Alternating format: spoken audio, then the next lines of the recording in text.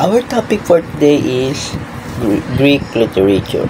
So before we start, let's have a quick icebreaker. So let's start. Let's begin. This game name is Guess the Gods. So simple lang ang rules. Magbibigay lang ako ng idea kung anong god siya. Then hulaan nyo. Then you will guess the name of itself. So first, number 1, gods of thunder, king of Greek gods, and father of all gods and human. So, if you are familiar with the movie named Percy Jackson, madali nyo lang masasagutan itong gods na ito. So, anyone from the class? Yes, very good. He is Zeus, the gods of thunder, gods of Greek gods, father of Greek gods, and father of all gods and human. Yeah. So, let's proceed to the second gods. Gods of the sea, brother of Zeus, and gods of the earthquake. Who is he? So, who is he? So, tama. He is Poseidon, the gods of the sea, the brother of Zeus, and gods of the earthquake. So, for the last gods, he is messenger gods, son of Zeus, and his name is derived from the Greek word Herma. So, Herma, which means old stone. So, yon, very good. He is Hermes. So, what is Greek literature? Greek literature is the body of writings in the Greek language spanning from ancient times to the present and includes poetry, drama, history, and philosophy. So, sa madaling salita, Greek literature is the body of writings in Greek ancient times. So, there are 3 periods of Greek literature, which is the Archaic period, 8th to 16th century, and second, Classical period, 5th to 4th century BCE, and the last one is Hellenistic period, 3rd to 1st century. Each period has a genre na naimbento or naisulat nung kapanahunan na yun. I-discuss natin ang dalawang uri ng archaic period. Una dito ang epic poetry, typically composed in diatonic hexameters.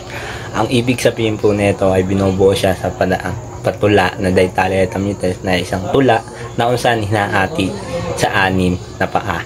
At Homer Iliad or Song of Ilion, poem of Troy, explores theme of heroism, honor, and the human condition during Trojan War. Ang ibig sabihin po nito na kung saan ang ibig sabihin ng Iliad, kabayanihan, kalagayan ng tao, at karangalan. Ayun po ang ibig sabihin ng Iliad o napapaloob sa Iliad, na kung saan paalala sa mga kabayanihan ng mga tao nung panahon kung nagaganap ang digmaan. Serve as a means of preserve history, cultural values, na kung saan dito ay pinapanatili ang paraan o pagpaalala sa mga kultura o istorya na pinagdaan ng bawat isa, at lalong-lalo na pagtibay ng kultura, pagpapalaga sa kultura. Ayun po. Ngayon, dumako naman po tayo sa pangalawa. Ngayon, tumunta naman tayo sa pangalawang archaic period, na kung saan nandito yung lyric poetry, short and poem expressing and personal emotion and thoughts of often sung to the music, na kung saan ang lyric poetry daw po ay isang maikli na tula na kung saan pinapayag dito ang nararamdaman o yung na-expire ng tao o yung napasabuhay niya. Meron din na pinapakita rin sa kanta. And Pindar, which is among the best preserved work of the 9 canonical lyrics poems of ancient Greece, include those dedicated to the victors of the Olympic, Grecian, Memian Games, na saan daw po sabi dito na pinakita po o napasama po sa mga tula ni Pindar ang na siyam na canonical lyrics na kasama po mga gawa doon ni Pindar na tula sa siyam na yon. And celebrating for is victory, those which combine personal achievement with methodological reference. Pinagdiriwang o binibigyan selebrasyon yung pagkapanalo niya sa mga laban na yun, and nagkakaroon lalo na pinagdiriwang din yung achievement sa personal niya. Ayun din po. Then contribute to understanding of social and cultural norms of the times. Sabi rin dito na kung saan binibigyan o mga naging ambag dyan sa lipunan, kultura, at nung mga napapanahon na yun. Okay, now let's talk about the classical period. Nung panahon ng sa Greek, shortly pag-usapan natin yung dalawang bagay naman na genre na nakapaloob nitong panahon nito sa Greek. First, we have the tragedy, and it is a dramatic genre portraying serious themes, often involving noble characters facing moral dilemmas and catastrophic events. So, nanguna dito is Aeschylus, the father of tragedy, and also known for Agamemnon and the Oresteia trilogy, focusing on themes of justice and revenge. And also, it is engaged in audiences in moral and ethical questions. So, yung genre na ito nagpo-focus more on serious events or serious issues, no, kung saan they portray the themes of justice, yung paghihigante ng mga panahon na ito. And gaya nga ng kailangan natin maintindihan na si Aeschylus, he is the father of tragedy, especially in this classical period, portraying the genre tragedy. Now, sa pangalawa namang genre na kilalang-kilala sa classical period, we have the comedy. Comedy, it is a typical features, exaggerated characters, and situations. So, nung panahon nila, nung classical period, pinoportray na yung comedy sa paraan na exaggerated yung mga characters, also the situations, so that ma-portray nila yung mas nakakatawa. Ito yung isa sa klase ng genre na dala natin. Even sa panahon natin ngayon, no? We tend to laugh and find it funny when something is exaggerated, when a character is exaggerated or a situation is over reenact. No, only have Aristophanes, and renowned for plays like Lysistrata, which humorously addresses themes of war and gender relations. Yun, si Aristophanes ay nagportray ng Lysistrata, and it is an art na kung saan nakapaloob dito yung war at yung gender, na kung saan mas na-exaggerate nila at mag-point out nila as comedy. And they also provide a voice for social critique and commentary on political issues of that time. And by ibig sabihin, kumbaga parang sa panahon nila ng comedy, they use political issues and social critique para mai-portray nila yung comedy on that time. Kumbaga sa panahon natin, yung mga sikat ng mga tao ay yung na-exaggerate, ay yung nire-enact ng mga influencers, so that the audience may find it funny, at para at the same time nakarelate doon sa mismong trend at mas nakarelate sa mismong pangyayari, na kumbaga para updated. Even sa panahon ng classical period, doon nagsimula yung comedy, they use that kind of genre to portray comedy. During the Hellenistic period, pastoral poetry emerged. It is a genre that idealizes rural life and nature. There's a Greek poet from Sicily pioneered pastoral poetry through his Idealists, and it is none other than Theocritus. Theocritus is credited with establishing pastoral poetry in the 3rd century BCE. His works such as The Harvest Home and The Honey Stealer feature idyllic settings and explored themes of love, nature, and simplicity. Pastoral poetry often romanticizes rural life, contrasting it with urban complexity. Common themes include love, nature, and a longing for a simpler past. Virgil's contribution adapted pastoral poetry into Latin, setting his work in Arcadia, an idealized rural paradise.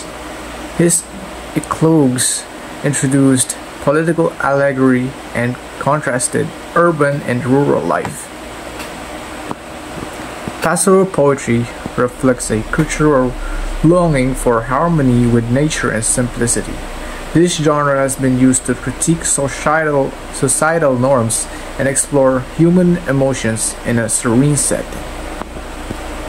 The pastoral genre has influenced not only poetry but also drama and prose, with examples like Shakespeare's As You Like It, which uses pastoral elements to contrast urban and rural life. In conclusion, pastoral poetry, originating in the Hellenistic period with Theocritus, has evolved to become a timeless genre that explores human relationships with nature and society. Its influence extends beyond poetry, shaping literary traditions across centuries. Second slide. The Hellenistic period marked a transformative era in philosophy. This shift has influenced by the political and social changes following Alexander the Great's death, leading to a greater individual insecurity and a focus on inner peace. There are schools that contribute to the philosophy, including the Epicureanism, Stoicism, and Skepticism. Let's start with Epicureanism. Epicureanism is founded by Epicurus, or whatever his name is pronounced. This school emphasized individual happiness and avoidance of pain, and Epicureans believed in living modestly and cultivating friendships. Stoicism is introduced by Zeno of Citium. Stoicism focused on reason, self-control, and indifference to external events. Stoics divided philosophy into logic, physics, and ethics. And the Skepticism, this school questioned the possibility of certain knowledge, advocating for doubt and inquiry. Philosophers explored questions about the nature of life, happiness, and such as how to cope with uncertainty. And the conclusion of the philosophy in the Hellenistic period was a pivotal time for both philosophy and literature in ancient Greece. Philosophical schools like Stoicism and Epicureanism not only shaped intellectual discourse but also influenced literary themes and styles, contributing to the rich cultural heritage of Greek literature. After all the introduction of what is Greek mythology, the archaic, classic, and Hellenistic period, let us now start with Greek mythology. What is Greek mythology? It is the collection of epic stories about Greek gods passed down to generations that inspired many throughout the years. Ang dalawang example ng mga inspired movies at series ay ang Clash of the Titans from 2010 and isa sa mga pinakakilala nating series na Hercules from 1997. Now, bago tayo magpatuloy sa mga gods and goddesses, simulan muna natin sa source nila mismo. Chaos ay isang entity na source ng lahat ng primordial gods. Wait, ano nga ba ang primordial gods at bakit sila importante? Ang primordial gods, katulad ni Gaia at Uranus, ang nagbigay buhay sa mga tinatawag na Titans, na later on ay magsisilbing magulang ng mga kilala nating Olympian gods based on the early icebreaker. This is the simplified family tree na mo-cover ng video na ito. To our next topic, which is the 12 Olympians and their characteristic, and we will discuss our first Olympian, which is the background of Zeus. So we have here our first Olympian, which is Zeus. So let's read. Zeus, king of the gods, god of the sky, thunder, and justice. He symbolized thunderbolt, known for the power, leadership, and many love affairs. Zeus is the most powerful Olympian and rules over gods and humans. He controls the sky and weather, often using his thunderbolt. While he is wise and just, he is also known for being unfaithful and having many love affairs or many affairs. He became the king of the gods after he rescues his siblings from their father, the Titan Cronus. So, si Zeus daw po, naging king of the gods siya after niya maligtas or ma-rescue yung mga siblings niya dun sa tatay niya. So, Zeus is known as maraming kabit or unfaithful. Yun nga, yun yung pagkakakilala sa kanya na marami siyang kabit, marami siyang affairs, marami siyang asawa, kumbaga. Pero, sa sa culture nila is normal lang yun. Yung ganong style ng pagiging lalaki. So, next natin is si Hera. He is the queen of the gods. So, goddess of marriage, family, and childbirth. She symbolizes crown and scepter. Known for loyalty, but also jealousy and revenge. Hera is Zeus' wife and the protector of marriage.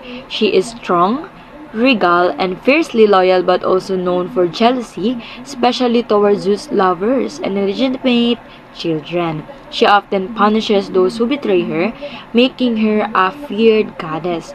So, si Hera, siya yung queen of the gods. So, based on what I read, facts lang about kay Hera is, asawa siya ni Zeus, pero kapatid din siya ni Zeus. So, kaya yun nangyari is that because si Hera po ay kapatid ni Zeus. So, dun sa culture nila or yung nakasanayan nilang practices is kailangan yung sister dun sa, di ba, oldest sister si Hera. So, kailangan niya pakasalan yung lalaki niyang kapatid. Yun yung nakasanayan dun sa nila, sa culture nila. So, kailangan na pakasalan ni Hera si kapatid niyang lalaki, which is Zeus. So, every time na nagkakaroon ng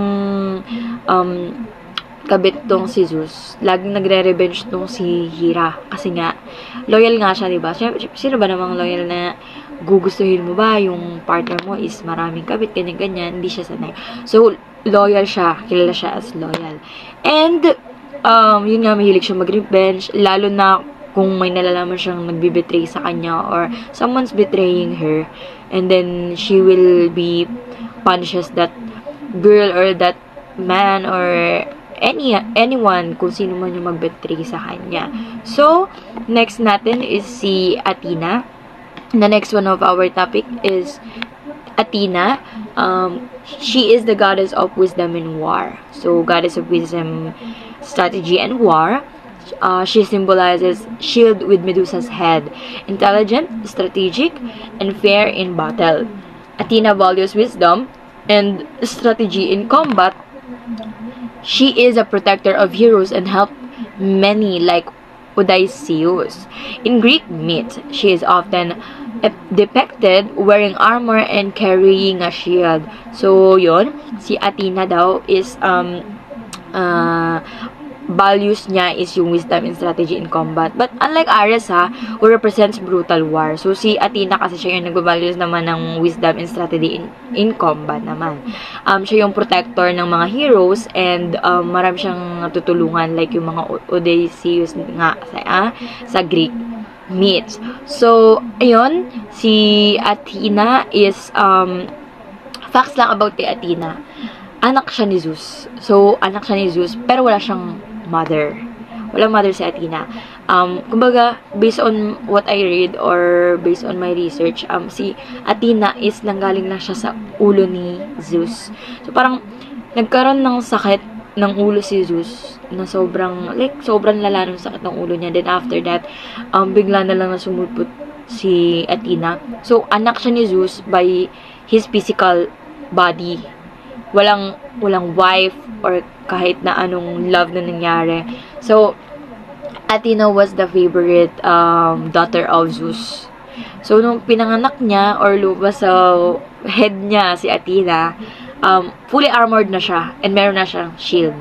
Yun yung facts ko about kay Athena. And then, next one natin, which is si Apollo. Apollo is god of the sun and arts. God of the sun, music, poetry, healing, and prophecy. Yung symbol niya is lion, bow, and arrow. Talented, wise, but sometimes prideful. Apollo represents creativity and enlightenment, bringing light to both the world and knowledge. He is a skilled musician, playing the lyre and a powerful archer. He also serves as the god of prophecy, with the oracle of Delphi seeking his guidance. So, si Apollo, yung nire-represent niya is yung creativity and enlightenment na nagbibring ng light to both world and knowledge. So, mahilig siyang magpatugtog ng mga music, like lyre, nagpapatugtog siya. And yung pagtugtog niya ng lyre is, it symbolizes the mga alagad. Like, kunwari na may paparating, ganyan, or like, something will happen doon sa lugar na kung nasaan sila. Apollo will just give them a signal, like that. So, facts about kay Apollo, si Apollo is anak siya ni Leto. Anak siya ni Leto, and yung asawa naman ni Leto is I think it's Zeus. Asawa ni Leto si Zeus. So, anak ni Leto si Apollo, and isa rin si Leto sa naging asawa ni Zeus. So, that's why Apollo represents the god of the sun and arts. Poseidon was the god of sea, earthquakes, storms, and horse. Kilala po siya bilang one of the most bad-tempered. Yes po, medyo magagalitin po siya at mabilis makitulo niya. Pag may mga bagay siya na ayaw niya, yun, talagang pwedeng gawin niya sa'yo is pwede niyang patayin or pwede kanyang guluhin yung buhay mo. At ang medyo rin siya, mood swings. May pagka-mood swings rin po si Poseidon. Minsan, ang bilis niya maboard.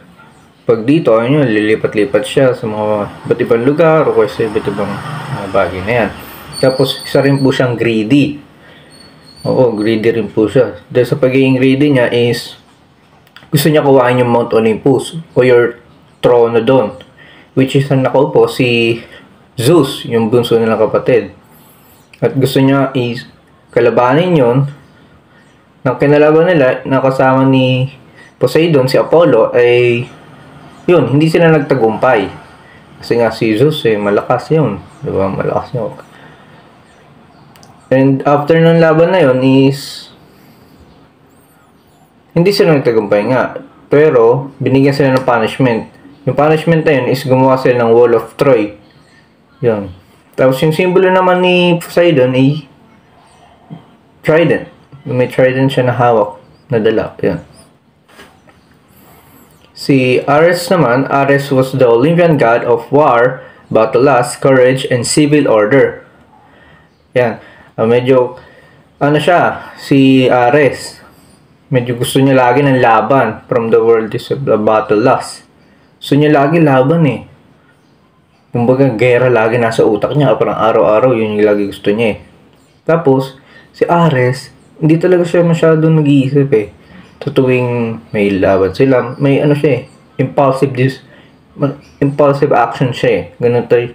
Yung imbis na mag-strategy or mag-plan muna, is gusto niya sugod agad. Ganun agad yung gusto niyang gawin. Kaya, minsan natalo, minsan nanalo. Yun po yung, Tapos, marami rin natato kanya. Kasi nga, bilang god niya, at laban siya ng laban. Marami rin humahangat na tao din. Yung simbolo niya naman is meron siyang spear, helmet, and shield. Ares. Next naman, si Artemis. Si Artemis siyang god of hunting, nature, and sa moon. Kilala rin siya bilang isang powerful na protective para sa mga batang babae at sa mga kababaihan. Sinabi niya na yun, napaprotektahan niya yung mga babae nung kapanganakan niya pa lang.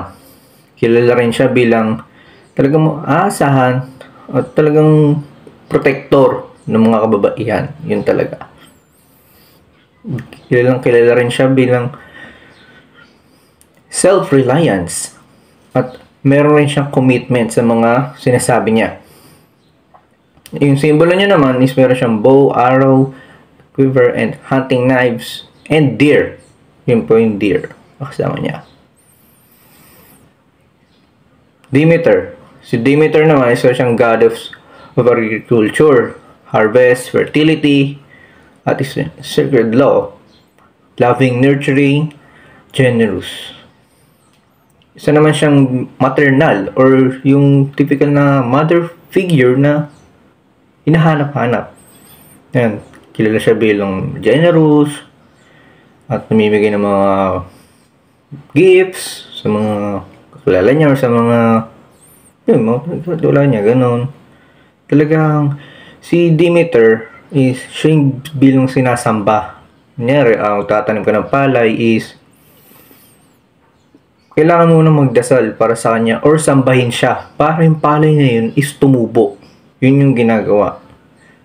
At ang simbolo naman ni Demeter ay meron siyang wheat ears, wing, serpent, and cornucopia.